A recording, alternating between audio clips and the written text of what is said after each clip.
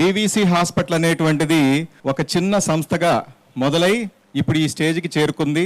మేమంతా కూడా మొట్టమొదట్లో ఒక ట్యాగ్ లైన్ పెట్టుకున్నాం డివిసి హాస్పిటల్కి, సామాన్యులకు అందుబాటులో కార్పొరేట్ వైద్యం అనేది. అది ఇప్పుడు నేను కొద్దిగా మార్చి చేద్దాం అనుకుంటున్నాను. ఏంటంటే సామాన్యులకు సైతం ప్రపంచ స్థాయి వైద్యం అనేది ఇప్పుడు డివిసి హాస్పిటల్ నుంచి మీకు ఇవ్వాలని మేము ప్రయత్నం చేశాం.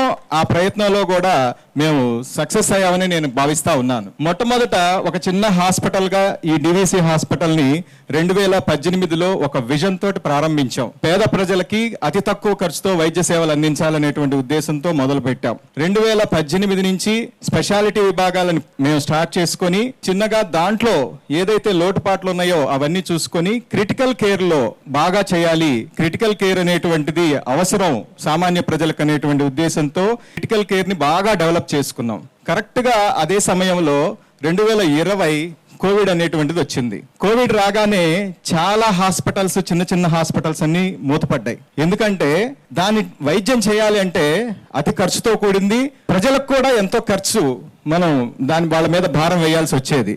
అప్పుడు చైర్మన్ గారు ఒకటే మాట అన్నారు, మనం ఈ అవకాశాన్ని ఉపయోగించుకొని బ్రహ్మాండమైనటువంటి వైద్యాన్ని అతి తక్కువ ఖర్చుతోటి అందించడానికి మీరు ప్లాన్ చేయండి, మనం ఈ కోవిడ్ ని ఎదుర్కొందాం అనేటువంటి ఆ ఆలోచనతోటి ముందుకెళ్ళాం. బ్రహ్మాండంగా కోవిడ్ లో ఎంతో పేరు తెచ్చుకున్నాం, ఎంతో మంది ప్రాణాలు కాపాడాం. అతి తక్కువ డెత్ రేట్ తోటి కోవిడ్ లో ఈ గుంటూరు జిల్లానే కాకుండా ప్రకాశం, కృష్ణా జిల్లాల నుంచి కూడా పేషెంట్లు డివిసి హాస్పిటల్ కు వచ్చి అడ్మిట్ అయ్యి వాళ్ళు వైద్య సేవలు అందుకున్నారు. ఆ స్ఫూర్తితో మేము మొదలు పెట్టాం. చిన్నగా నేను అడిగాను, సార్ సూపర్ స్పెషాలిటీని కూడా ముందుకు తీసుకెళ్ళిపోదాం అని. అంటే సూపర్ స్పెషాలిటీ వైద్యం చేయాలి అనేటట్టయితే అది చాలా ఖర్చుతో కూడిన పని. క్యాత్ ల్యాబ్ అంటే కోట్లతో కూడిన పని. మనం క్యాత్ ల్యాబ్ ఎస్టాబ్లిష్మెంట్ చేస్తాం, ఈ రూరల్ ఎన్విరాన్మెంట్ కి నీకు ఎవరు కన్సల్టెంట్స్ వస్తారనేటువంటిది చాలా మంది మాకు ముందు అనగానే మీరు అంత పెద్ద ఇన్వెస్ట్మెంట్ చేస్తే ఎవరు వస్తారనేటువంటిది వాళ్ళు సందిగ్ధంలో పెట్టారు మమ్మల్ని. కానీ మా చైర్మన్ గారు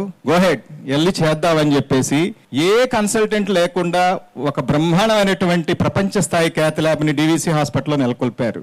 అప్పటి నుంచి సాగినటువంటి ప్రయాణం ఇప్పటికీ అతి తక్కువ టైంలోనే 5,000 క్యాత్ ల్యాబ్ ప్రొసీజర్స్ పూర్తి చేసుకున్నామంటే అది కేవలం ఈ ప్రాంతం యొక్క, అలాగే పైనన్నటువంటి వీరే చౌదరి గారి ఆశీస్సుల వద్దే ఇక్కడ సాధ్యమైంది.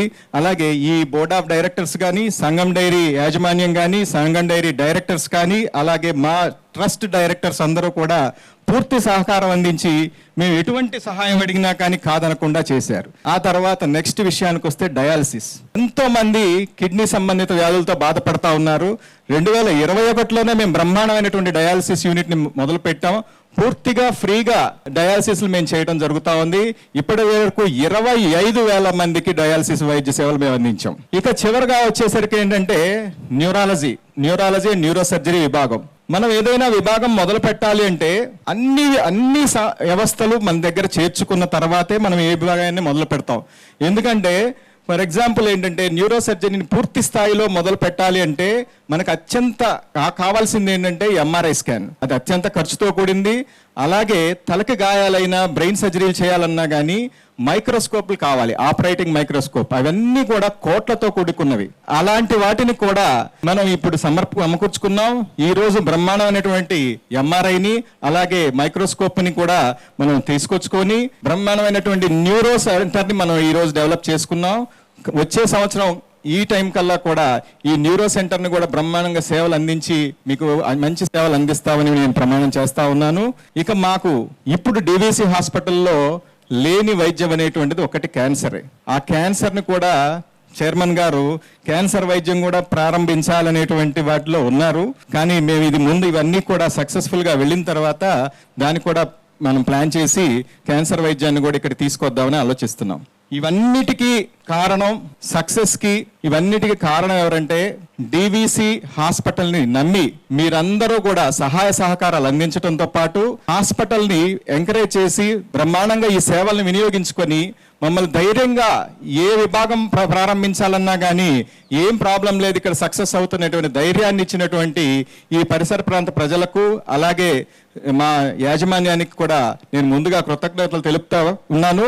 ఇంకా ముందు కూడా వైద్య సేవలు విస్తరించి మేము ఎన్నో కార్యక్రమాలు చేపట్టాలని కోరుకుంటూ సెలవు తీసుకుంటున్నాను.